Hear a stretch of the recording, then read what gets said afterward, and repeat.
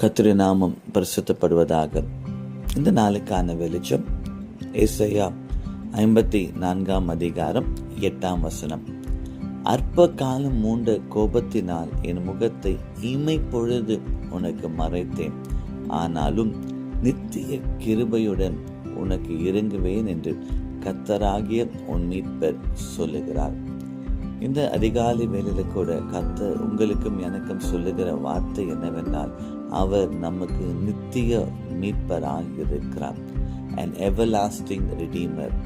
ஒருவேளை நம்முடைய வாழ்க்கையில சில காலகட்டத்தில் ஒரு பலவீனமோ, ஒரு வியாதியோ, ஒரு சோதனையோ நம்முடைய வாழ்க்கையில வரும்பொழுது, ஒருவேளை கர்த்தர் என்னை மறந்துட்டாரோ, கர்த்தர் என்னை விட்டு விலகிட்டாரோ என்று நாம் கர்த்தரை தேடுகிறோம்.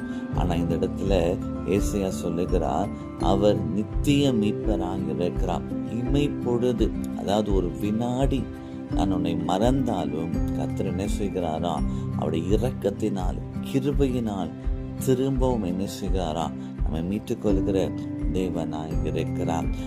யோபின் புஸ்தகத்தில் வாசிக்கும் போது, யோபு தன்னுடைய வாழ்க்கையில எல்லாவற்றையும் இழந்த பிறகு 42ஆம் அதிகாரத்துல ஒரு அழகான ஒரு வார்த்தை சொல்லுகிற காரியம், என் மீட்பரை நான் கண்டேன், I have seen my God.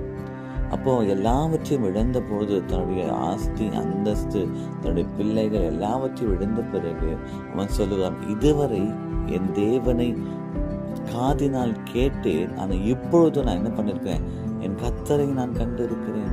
அப்போ இந்த இக்கட்டு நேரத்துல, பலவீனத்தின் மத்தியில, சோதனை மத்தியில கர்த்தர் எங்கேயோ தூரம் இல்லை, கர்த்தர் நம்மோடு கூட இருக்கிறார். ஒருவேளை இமை பொழுது நம்ம மறந்ததை போல இருந்தாலும் கர்த்தர் நித்திய கிருபையினால் நம்மை சேர்த்து கொள்ளுகிறார். யோபுடைய வாழ்க்கையில பார்க்கும்போது அந்த நித்திய கிருபையினால் கர்த்தர் என்ன செய்தாரா, யோபு இழந்த எல்லாவற்றையும் கர்த்தர் அவனுக்கு ரெட்டிப்பாய் திரும்ப கொடுத்தாராம்.